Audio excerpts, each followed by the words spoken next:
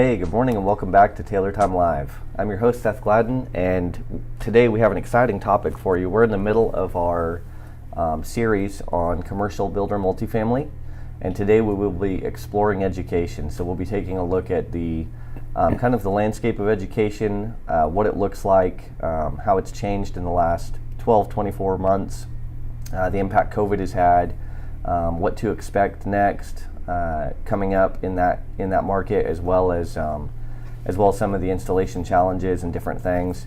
Want to remind you, we love to take your live questions. We've got some great experts on today, so we have a number that will show up at the bottom of the screen here. You can text your questions to at any point. Also, if you check out the description on this YouTube video, you'll see the text-in number there at any point throughout. So please don't forget to text your questions in.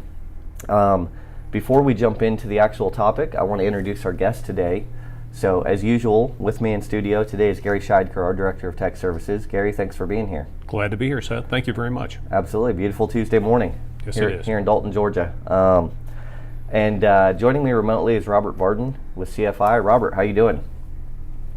Doing great, Seth. How are you and Gary doing this morning? I would we're say it's a very beautiful day here, too, and I'd say where I was at. It sounded like I was bragging, so I just won't. I mean, come on, let's do it. I know you're not in Dalton, Georgia, so where are you at, Robert? I'm coming to you right from lovely Belize, so let me kill that ringer. I thought I had it off already. So. Yeah. I'm actually sitting in my office in Belize right now, and it is a very beautiful, sunny, 78 degrees outside. So. Yeah, one of these days we're going to come to a live event from there. So come on, let's go. You just hang on. And Robert, really quickly, I know a lot of people know you, but in case there's someone watching that doesn't, can you just give us a 30-second rundown of CFI? Absolutely, Seth. CFI, of course, we are the training and certifying body. Have been for 27 years. We train and certify in every category of flooring, be it wood, resilient, tile, carpet, of course, you name it. And I think a lot of our shift over the last 4 or 5 years have been in the recruiting piece. So now when I say we're the educating, training, we had to add recruiting to that because we're losing, we're not getting the youth into the trade. So we're heavily focused on that right now. A lot of programs doing with the schools now and every level, high school, tech school, college programs. So yeah, it's pretty exciting times, everything that's going on over here with us right now. And thank you for asking. I appreciate it. Absolutely. Yeah, I'm glad to hear things are picking back up. You're doing a lot more in-person events now again, right? Oh my gosh, Seth, we started putting them on the calendar and we weren't sure what was going to happen. And I mean, they're overselling something we didn't have pre-pandemic. I mean, we've got a 5-week carpet going on at the school. And I mean, literally we had to start turning them away. It was full. It's over full. Yeah. So it's great time, really. Yeah, and that's great news too, especially with the installation shortage that's always a topic. So it's great to hear that there's more people interested and more people taking those classes. So as always, Robert, great to have you here. And then I want to introduce our special guest today. It's actually Terry Varden, so you may recognize that last name. But Terry, great to have you here as well. It's nice being here, Seth, Gary, Robert. It's always a pleasure. Absolutely. Terry, would you mind telling us, I know your title, you have a couple of different titles, and the one that we have on the screen is the Commercial Manager of Trinity Floor Company. Would you mind walking us through just quickly what it is you do, a little bit about your background, who you're with? Sure. I've been associated with Trinity Floors 40 plus years. Started out just doing labor for them. And about 20 years ago, the owner brought me in as to run their commercial, from starting with the takeoffs, the bidding, and I still have the labor shop, VFTS, so I take care of all the commercial labor that we sell. So it's just pretty much one stop from beginning. Sometimes it gets lost, from the salesperson to the guy doing the takeoffs to the installers, but sure. Got one responsibility from beginning to end, so it works out pretty good.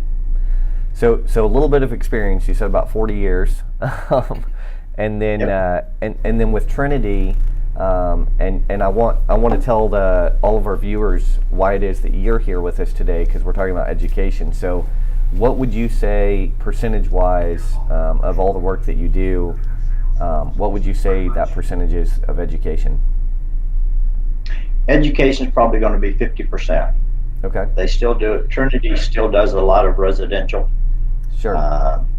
and you know, a lot of wood floors. They probably do more wood than anyone Okay. around. But And your involvement, is that about my 50%? my percentage is 100%. There you go. I said there you go. That's the number I was looking for. So very good. Well, Terry, really great to have you here. Thanks for telling us a little bit about that. So, as you just said, 100% of your focus is education, and that's why you're so valuable today. And so, to anyone viewing, there's going to be a lot of great conversation today as we take a look at this market and really explore where it's at, where it's headed. Again, one more time, I want to remind you to text in any questions you have during the event.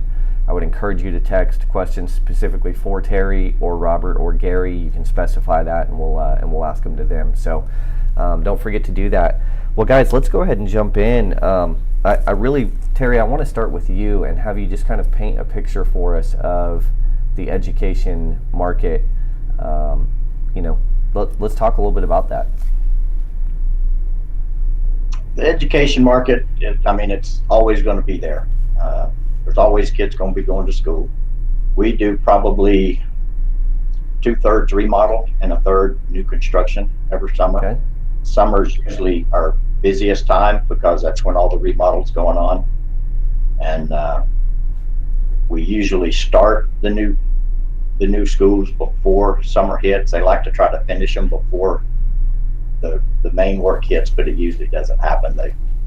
We usually are still doing the new schools even right up to the start of school. So. Huh. Yeah.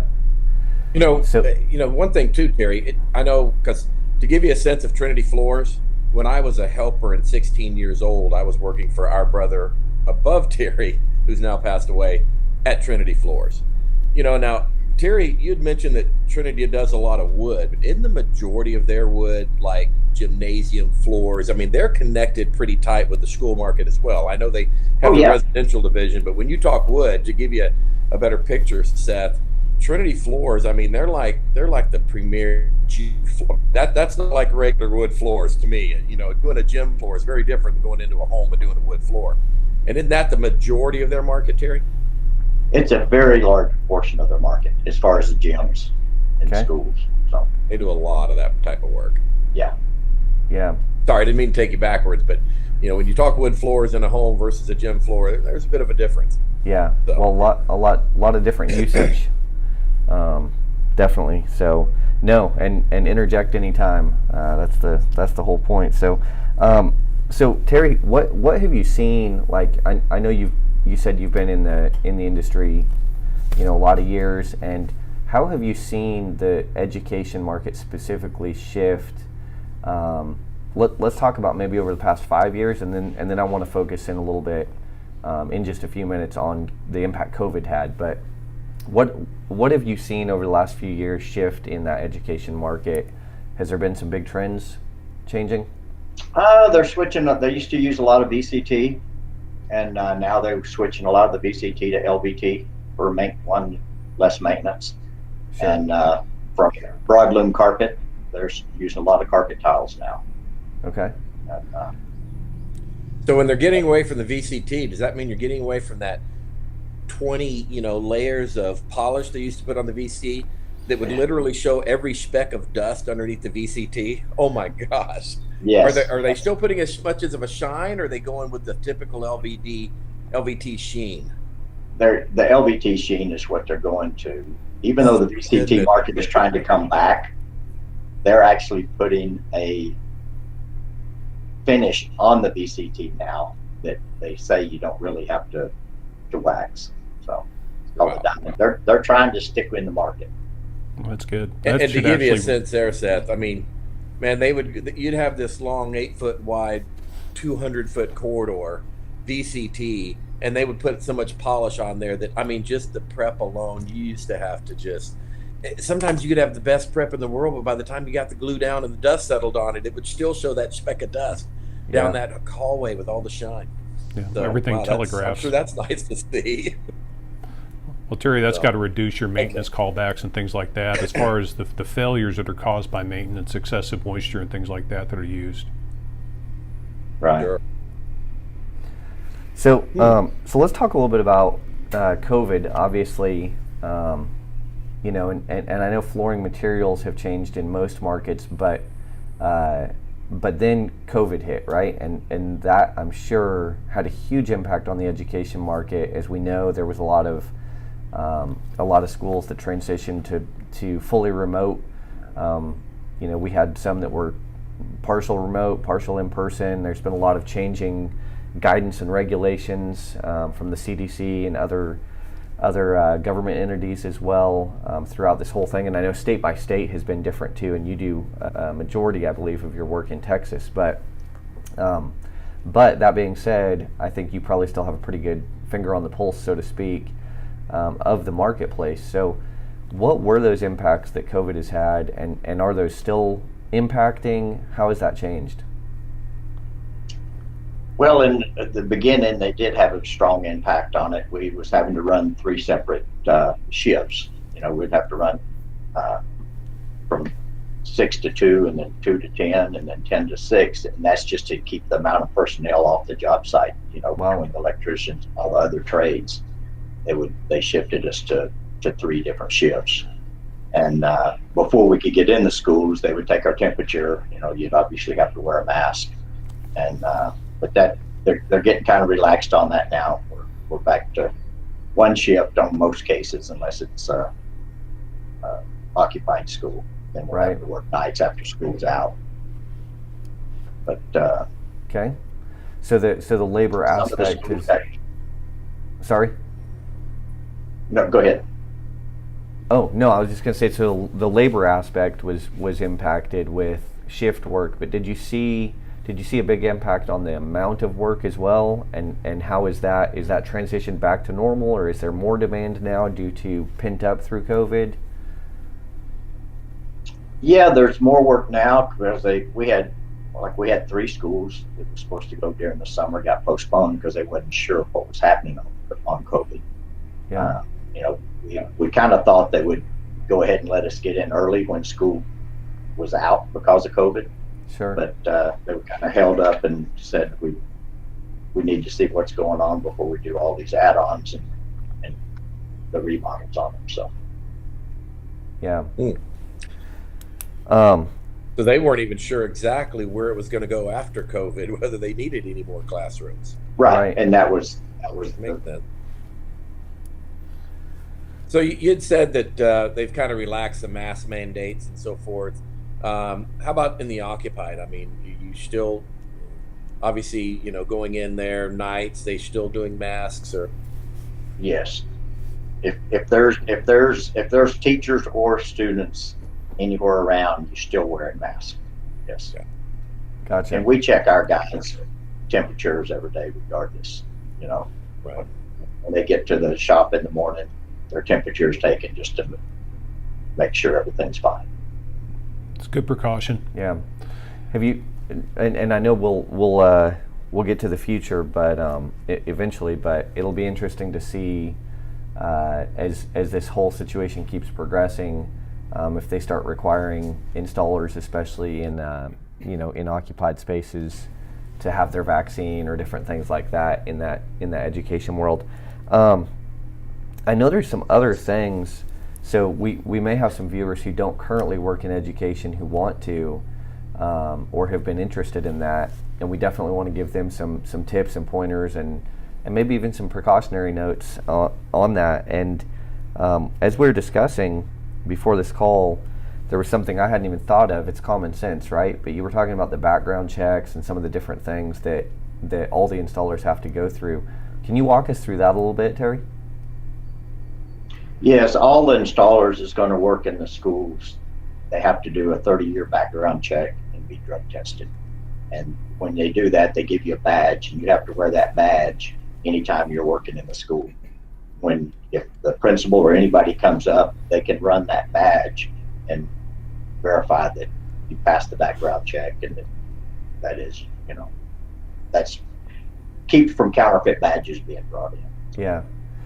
Well, I mean, that makes a lot of sense, obviously, right? You're working around kids and need to be Yes. cautious. I guess I just had never thought of flooring installers, and I'm sure that's true of every trade, which is awesome. But that's definitely something, I hadn't even thought of, and I'm sure there's a lot of those different things. Terry, how much of the work would you say in the education market happens during the school year versus during the summer months? The majority does happen during the summer months. You typically have 2 months after school's out to get everything done, and that's they may be cutting the concrete out, rerouting plumbing, and you may only have on your trade 3 weeks to get the floors put in before school starts. Wow. But the percentage wise is probably 75% happens during the summer months. Wow. So it's hurry up and wait, and then you gotta get all the things done at one time. You better have the manpower to get it done because the kids are coming to school regardless. Yeah, for sure.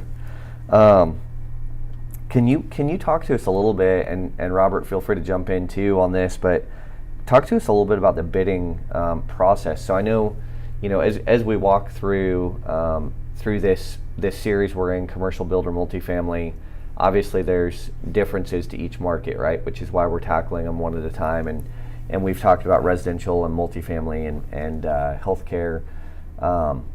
And next month, by the way, will be long-term care, so don't miss that. Little plug there. But that being said, every market has kind of its uniqueness and things that are different.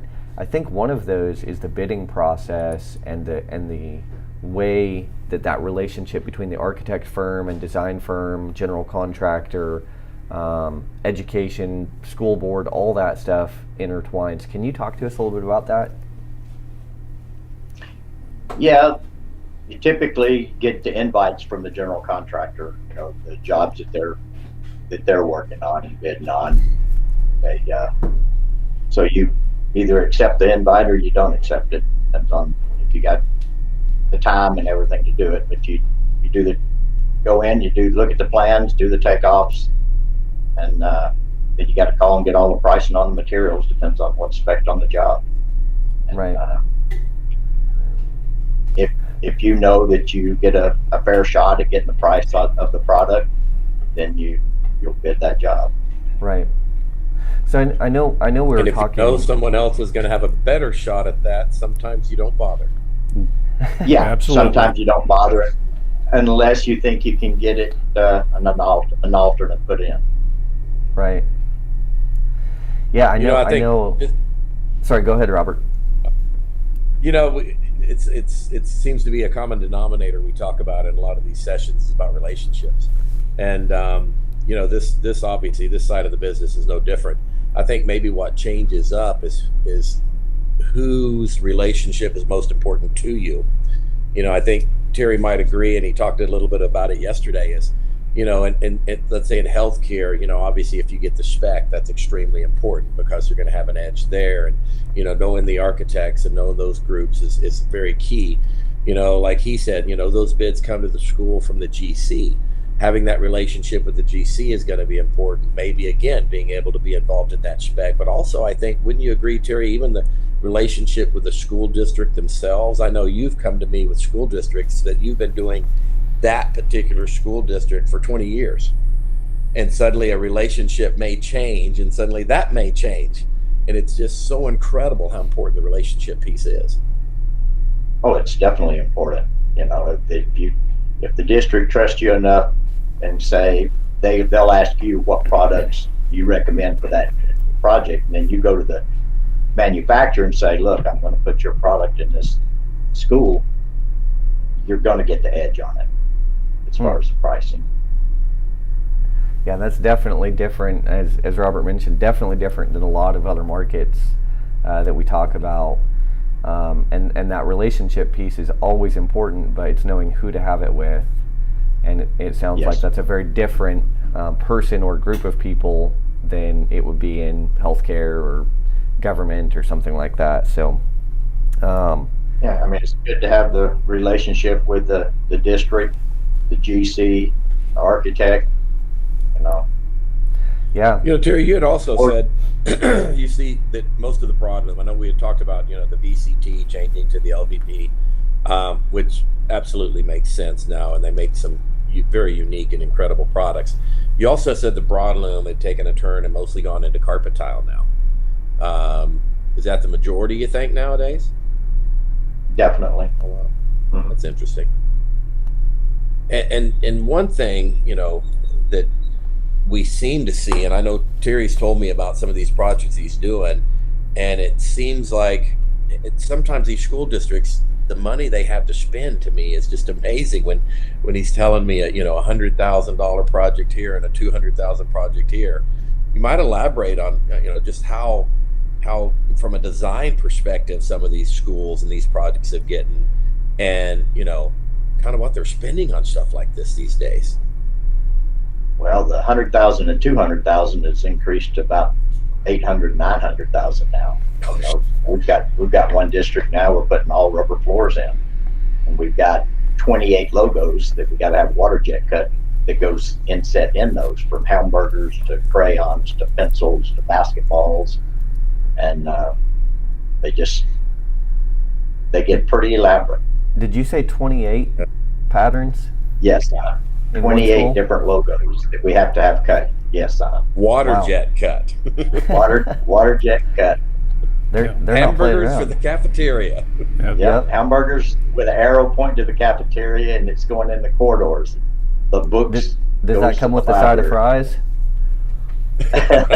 Yeah, it's I down the didn't see hallway. there's not a fry picture in it. yeah.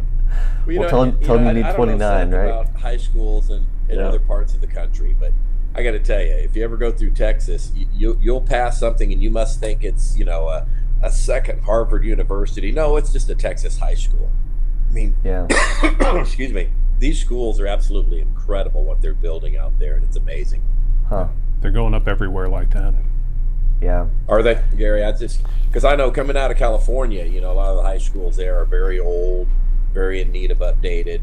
And maybe they've done that by now. I've obviously been to Texas from California for a while, but man, you pass these schools that are going up, and it's just wow. They're absolutely amazing. I know the high school in my hometown there of Rockwall Heath. It's wow, it's incredible, and they just keep adding to it. It's amazing. Oh yeah. yeah, Yeah, they don't skimp on them at all with these high schools or even elementary and middle schools. They're spending a Yeah. ton of money on the schools. They look great, and they're trying to actually just I guess keep kids in there and keep them upbeat while they're in the schools. It's the whole purpose of it. Years ago, we've done things like Terry's doing with the inserts, but all those had to be hand cut, prior to water jet Yeah. cutting. So much more tedious installation for the installer. so you had an X-Acto knife cutting out some hamburgers? These guys actually, they did nursery we've done rhyme it. characters. Well, we did it was actually a doctor's office, but it was a pediatrician. So one of my installers actually did nursery rhyme characters. His wife put the thing together. It was beautiful, turned out nice, but the amount of labor that went into it and the time was just astronomical. Yeah, Yes. yeah, it's You know, crazy. Terry, and again, something you had mentioned in our, kind of the other day was, we're doing this segment obviously to give dealers, retailers, kind of a better insight if they want to start thinking about doing this type of work. One thing I think that we need to certainly get across as well is kind of like Terry explained yesterday. This isn't for the faint of heart. Maybe Terry, you could elaborate on how you've seen people attempt projects like this when you start talking $200,000 to $1 million projects. Few mistakes. Yeah. You might elaborate on that, Terry.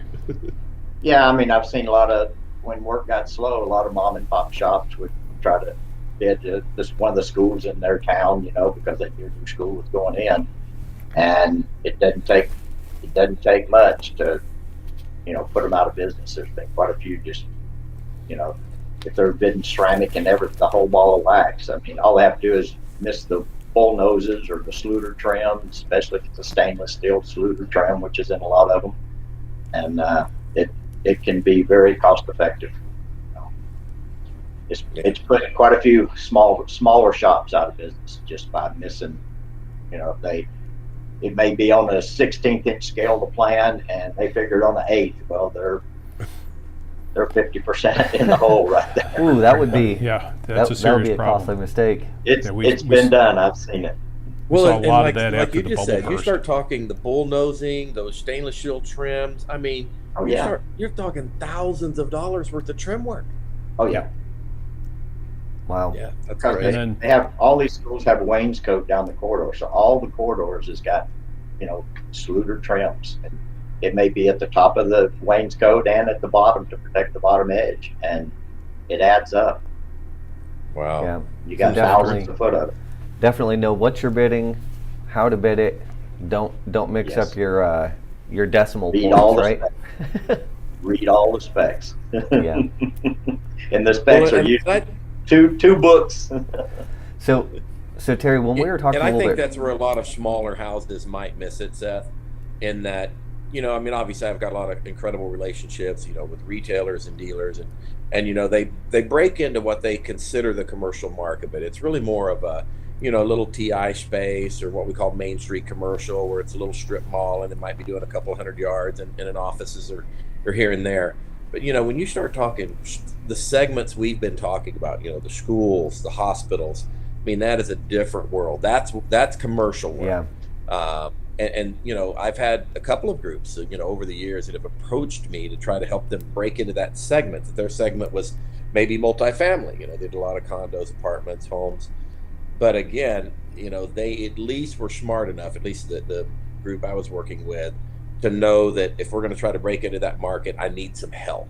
And I think that's one thing we would want to stress to any dealer, retailer. If you've not done this type of work and you're wanting to do it, find people within the industry that have done it. Maybe it's another dealer that's in your network, somebody, maybe do a tag along, a drive along, something. Because even when you start doing the takeoffs, you know, you just don't pick up a set of plans and start measuring and start thinking. You know, you get somebody that has done it, knows what they're doing, or you train somebody if you know how to do it. Because again, I know the people that Terry's had in his office that's done takeoffs for him on projects like that. And again, man, I know Alyssa. I mean, she could whip through a set of drawings that are an inch thick in, you know, half a day, but still, it's like, and how she did it was amazing because I couldn't even do it that quick. But you really got to know your stuff or get somebody that knows your stuff before you break into this type of work. And I certainly want to stress that. Wouldn't you say as well, Terry? Definitely. Yeah, you don't Yeah. want to just come into it blind, because you really need to look at every page, because one page may be 1/8 inch, like I said, and the next page is 16. You know, they're not all the same. yeah. We did one that the first floor was 1/8 inch and second floor was 16. Why the architect put that in there, I have no clue, but they did, and we caught it. But we did. The takeoff was done at an 1/8. Something's not right. This looks just as big as the other one, and it was an 1/8. Architects So aren't your friend really always. pay attention. Yeah. You know, and the second thing I would throw at it, is there anybody thinking about doing this work, and maybe I don't know if we've kind of ready to jump into that, is, you know, just from the installation standpoint, you know, Terry mentioned it in this first segment, the time frame that you get crunched into and the amount of work you have to do, Yep. you better be able to pull the manpower to get it done. You know, this isn't like a house or something you can tell the homeowner, hey, it's going to take an extra day or two. No, you're going to have 20 kids in this room tomorrow. Yeah. So Yeah. it proposes different challenges. And they have to be qualified labor too. You know, it's not like you can just go down and pull out some helpers off the street and have them do the job. You know, you're not working in No, Mrs. well, Not only Jones' that, home. did you hear what he said earlier? It's qualified labor that can pass the background check Yeah. and the drug test. That's I tough. mean, you've got certain individuals that, yeah. Yeah.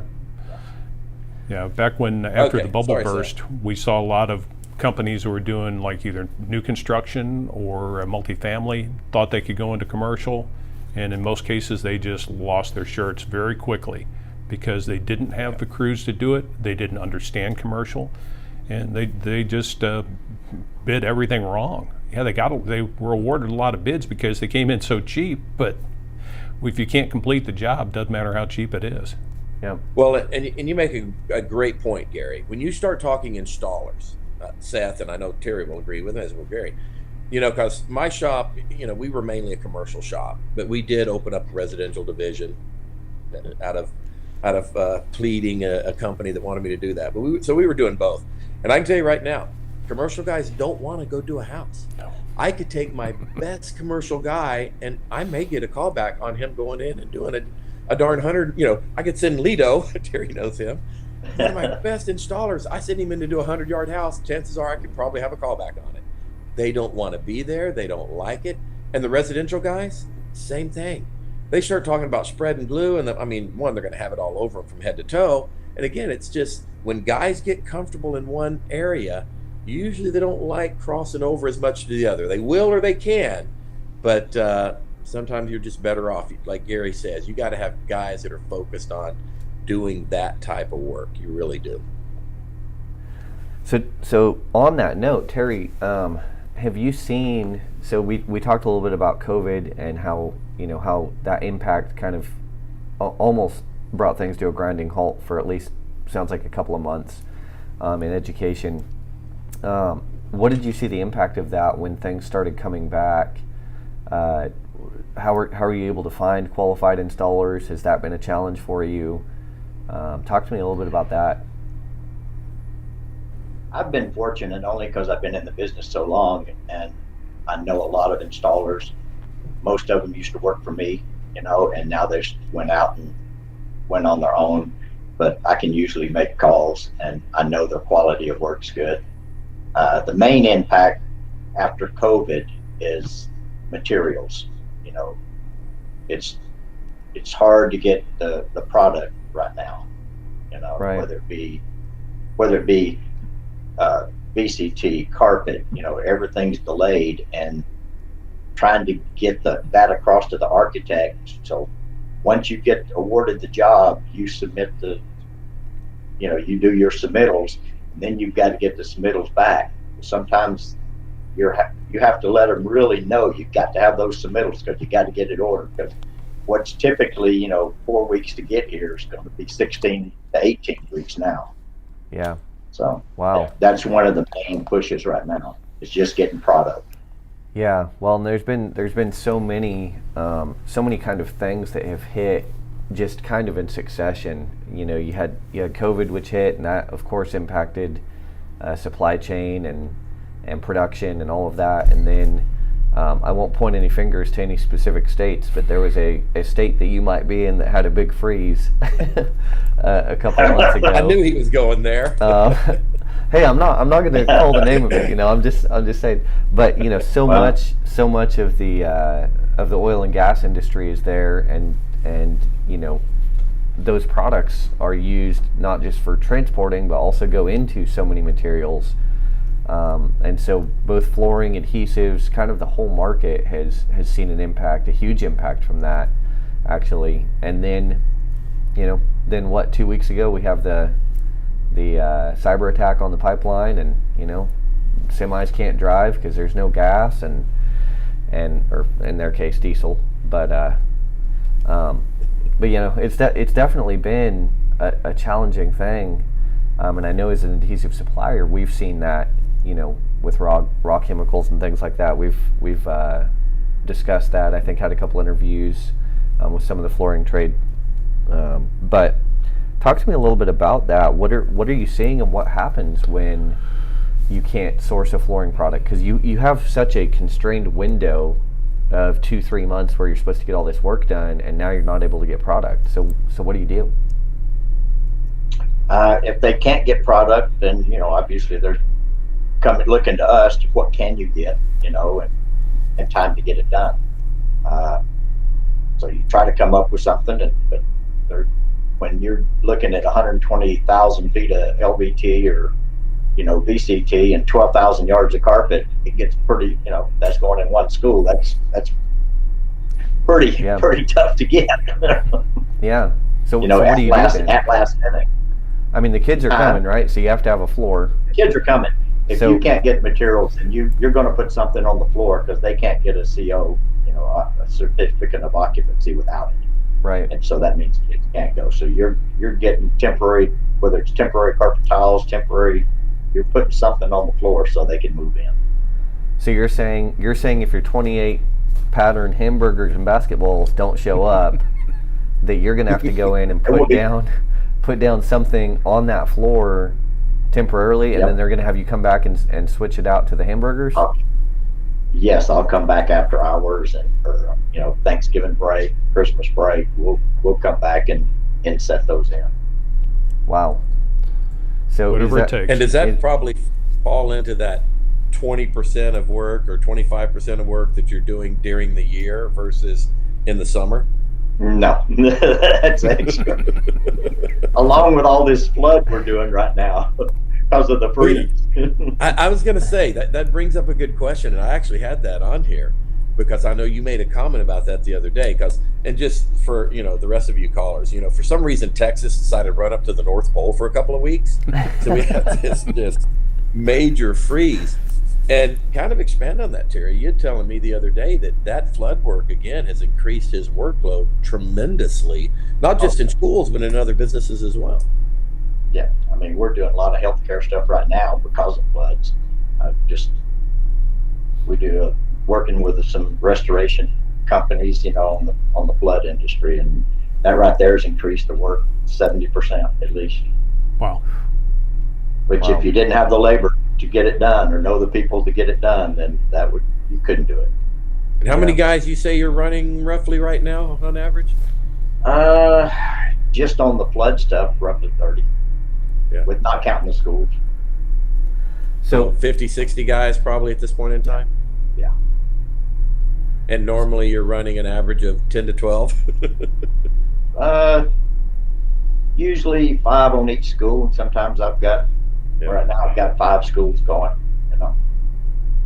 So there again, you start talking installation challenges, and if you're wanting to dive into this type of work, do you have the resources? And again, I think Terry, unique to himself, I don't even know if anybody caught it, but where he said, most of these guys, like when he's talking about the crews that he has access to and he has relationships with, I know them. They're guys that he trained from helpers to become mechanics, to become independent contractors. Wow. A huge portion of those guys. So, having those relationships. So if you're a retailer or dealer, can you go from running 15 guys on average through the year and jump to 50 just for the summer and then go back to 15 when the summer's gone? Because I know what I've seen over the years as Terry's been doing this work is, man, his summers is buried. His fishing tournaments, he don't get to go on as many as he wanted. No. But it certainly affects your summers tremendously when you dive into this type of work. Oh, definitely. My vacation usually comes in around September. Yeah. After That's when you have a starts, nervous breakdown. Then I get to breathe. Before Thanksgiving hits and you have to spend your holidays installing the temporary floor replacements. So well, that's just lately. That's just been lately, the majority of it, since they're having such a hard time getting product. So yeah. And I could go back and tell stories of years ago, and I can remember talking to Terry, and he's on a job site, and you've got Valerie, his wife, and Sarah, his daughter, out there hanging base. I mean, it's like sometimes you got to do what you got to do. So Robert and Terry, let me ask you guys both from your unique perspectives, and you guys know a lot of people in the industry. What are you hearing on this product shortage front? Are you hearing that it's going to go away soon, or it's here for a while? What's kind of the feedback you're hearing? Terry, go ahead. Most of the manufacturers I'm talking to, really, they don't know, because they're having a hard time getting, like we've got product that the raw materials are in Texas, products made in Taiwan. They've got to get the raw materials from Texas to Taiwan and then send the finished product back to Texas. I mean, wow. It's just. So it's just cruising across the ocean, waiting to go both ways. When all that was held up in California when all the ships were out in the water. Those ships was the ones that were supposed to be going back picking up product to bring us. So just caused a chain reaction. Yeah. So are you hearing anything about You know- when? I know you said it's kind of just no news at this point, but what would you guess? Or do you not want to guess live on camera? In the future, you mean? Yeah. If I had a crystal ball, I wouldn't be in this business. So Robert, what about you? You know, Are you hearing I- anything? You know, Seth, it seems that I think a lot of the groups that I talk to, and I talk to kind of a full gamut. I know, Terry had mentioned material shortages, but you can correct me if I'm wrong, Terry, but that falls within the full chain, even down to adhesives.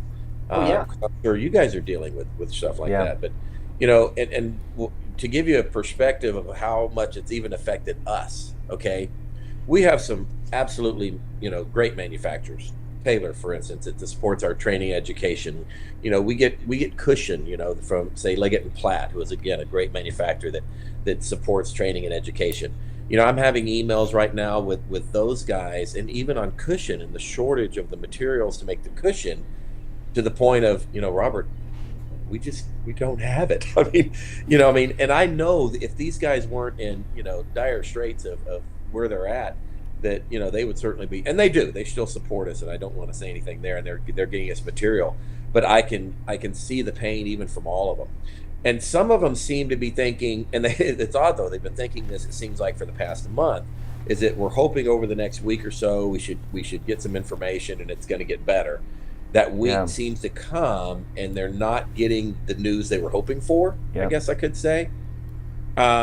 So yeah, it's kind of tough to say. Everybody I'm talking to, they keep hoping they're going to get better news tomorrow, next week, and then tomorrow and next week has come, and then it's become another issue, whether it's shipping, the ports, the freeze, you name it, and then of course the escalation of the pricing on just about anything and everything that we're having to pick up and try to get.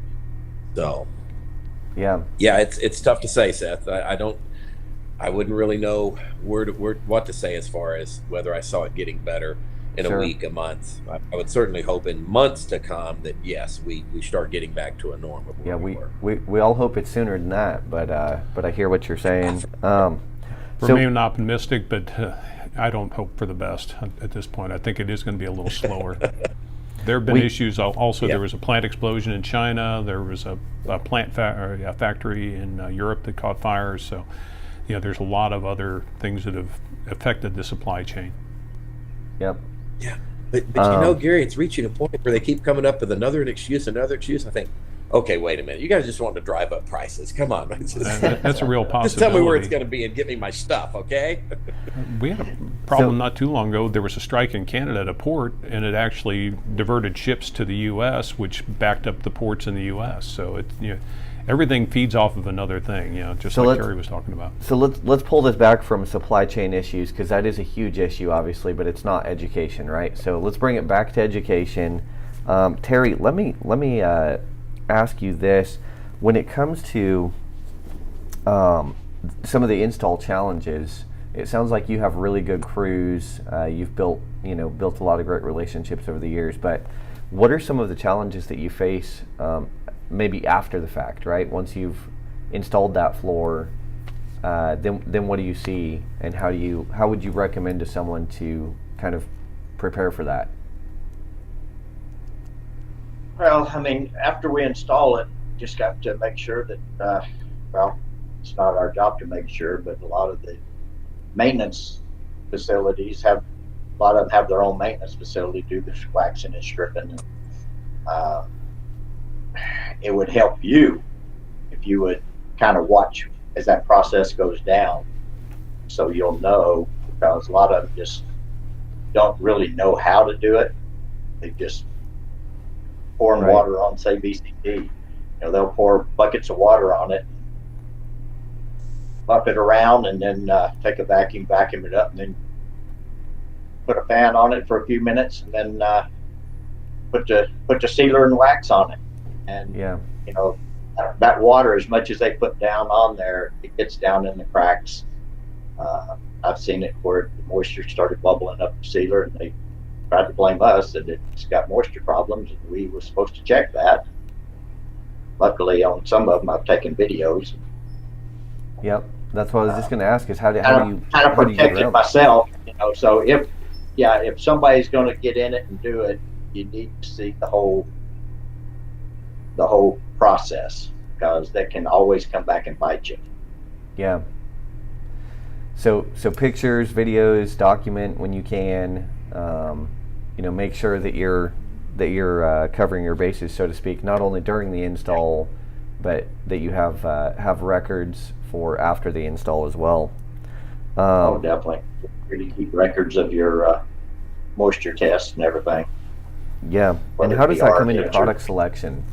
Do those decisions, does that maintenance, janitorial issues, does that help you decide which products you're going to use up front when it comes to flooring and adhesives and all that? Well, it definitely on the adhesives, what product I'm going to use, because I'll always try to use the highest moisture adhesive, just to protect myself. Right. Because you really never know, even though you do the RH test and calcium chloride, which we're doing more RH than anything else right now. Sure. You just make sure you document it and keep record of it. So are you And, looking for adhesives that block moisture, or that just withstand moisture and don't reemulsify? We withstand moisture. Gotcha. Okay. And that's a huge. You bring up a good point, Seth, in the What? sense that, I know Terry typically is, because of the time restraints he's under, it's obviously extremely important to him to stay up on all the latest materials, techniques, adhesives. You start talking products, I know we don't talk Taylor on this, but you start talking like products like Resolute or Dynamic. Part of his job is knowing that those types of products exist, because again, he knows he has this small frame Yep. window. So if there's something that can eliminate him having to go in and spend days bead blasting and doing that side effect versus using this product instead, that's a huge benefit. I wouldn't think, Terry, wouldn't you? Oh, definitely. There's a lot of times that building's not acclimated, even when it's turned over to you, and you got to protect yourself as much as possible. So Yeah. there again, research. Don't ever tell Constant research. don't ever tell an adhesive manufacturer that you can't acclimate. So. Oh no, we do acclimate. There you go. It's just That's they try to get you. They try to get you in there not to. Yep. But you Absolutely. can't not So is that something you take a pretty firm stand on with the school system and let them know that you've got to do it the right way? Yes, definitely. You can't afford not to. Yeah. The adhesive manufacturer's not going to back it. I can't back it. So I think that's an important point for anyone viewing that is in or wants to get in this market too. Is you'll be asked probably a lot of crazy things. Among them, it sounds like acclimation. But knowing your job, being confident in what you do, understanding the products that you're using, and then communicating that effectively to the end user, and hopefully even the people doing maintenance or janitorial services as well. Although you never know how that's going to go, but I think that sounds like a very important part as well, is just making sure that you've covered your bases and communicated correctly. So that's a good thing that you do for sure. So I guess for you, as we look into the future of this market, I know you said you don't have a crystal ball, but what would you say, Terry? What do you see coming down the line? What should people expect to look for? Coming down the line, just got to cover yourself and make sure you've got the labor to take care of it, because that's going to be the biggest part. Labor on most parts is getting harder and harder, to come by. And in the school district, in the education field, You've got to have the labor to get the job done. You can be awarded all of it, but if you can't get it installed, that's going to cause you this problem. So you can just blame Robert for not getting enough students through his classes then to to get labor out there for you. You That's need to make it That's all more my- exciting, Robert. That's all it is. I've tried to call him to try to get some, but he's pretty let me put it, he's pretty faithful to the people sending those students to that school. He don't share. Well, that's just it. Most of the students we get, they've already got a home. Yeah. We get calls all the time for the graduating class, and hey, any of these guys want to move to Florida? Any of these guys want to move to And it's like, man, they've already been spoken for before they Yep. got in class. Yeah. So Somebody paid for him to go to class. Yep. But I will say that's changing. We're getting a lot more recruiting efforts, FCEF, and I don't want to get sidetracked here, but that picture will slowly change. We'll be Yep. working a lot more with dealers and contractors like Terry to be able to help those guys out as we move forward. Well, and that may be something to look for. Even is exactly what you just said, Terry. Somebody's paid for them to go to class, so that may be a good avenue to look at as kind of an incentive. I know a lot of places do like even a tuition reimbursement. You could look at it the same way. So a lot of ways to do that. Aside from that, what do you see? Like, I know that you've seen a big shift, and I think every market. It's almost like every month we're talking about the same thing. Well, we used to see broadloom, and we used to see this, and now we're seeing a lot more LVT and a lot more carpet tile and all that. And I know education, that's true as well, but I think there's a lot more of a design element, so to speak, when it comes to a couple of markets. Probably healthcare that we discussed last month, and then education, I would say, are probably the two big ones when there's really a lot of focus and a lot of energy and attention put into design, and so it sounds like you're already seeing that take effect with this 28 pattern, hamburger school. But what do you see happening moving forward? Do you see a lot more of this attention to design, a lot more products that are focused on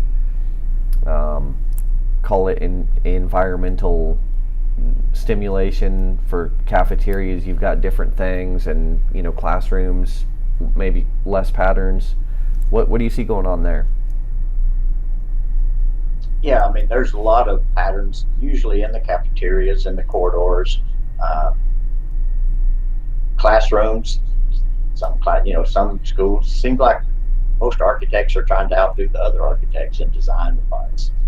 And obviously in most of the spec sheets, you've got a spec in there, no, whether it be tile or LVT, no pieces under 2 inches, but yet they got a lot of circles and all these waves and oceans in the floor that go into tiny slivers, and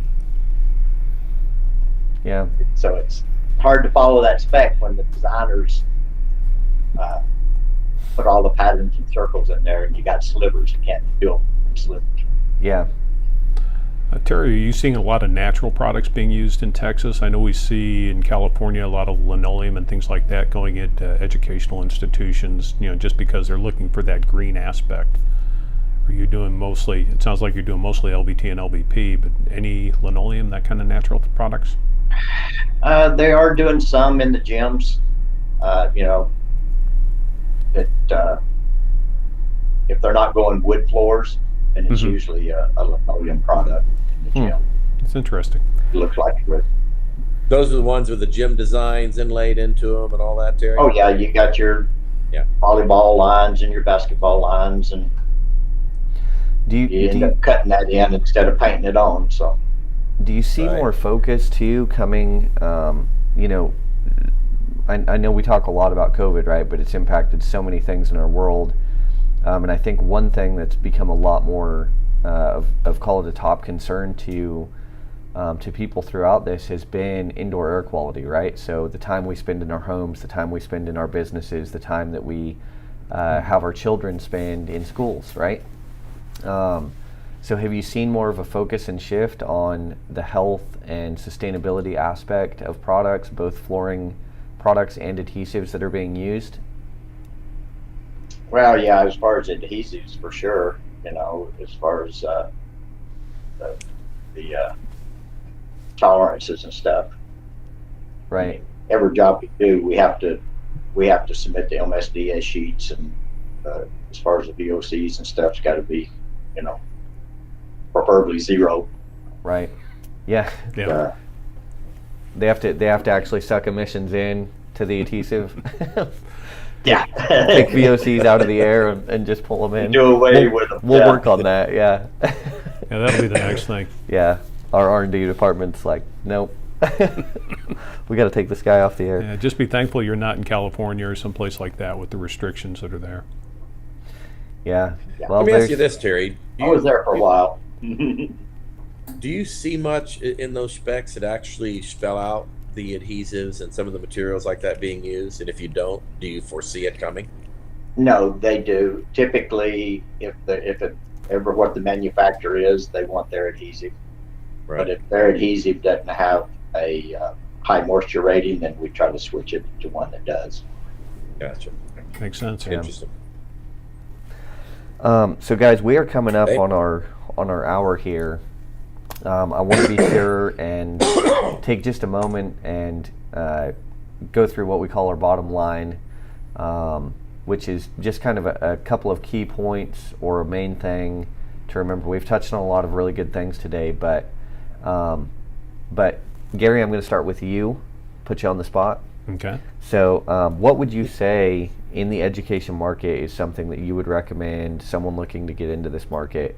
What's a huge thing they need to know or pay attention to? It's going to sound cliche, but educate yourself. You need to know your market. You need to know what you're going to have to do.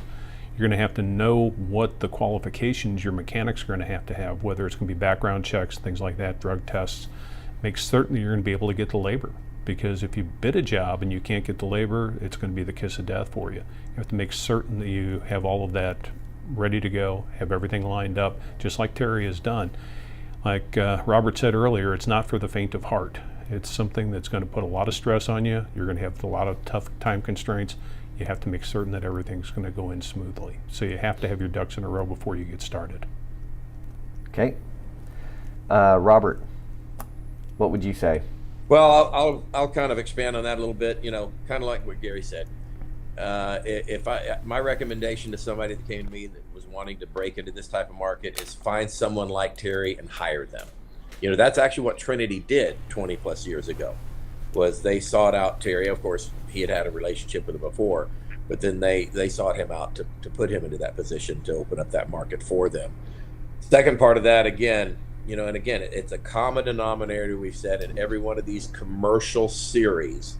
On the residential side, when you've got consumers coming into your store and you're selling a home or so forth, obviously relationships with the community and with the people, I think, helps that business to grow.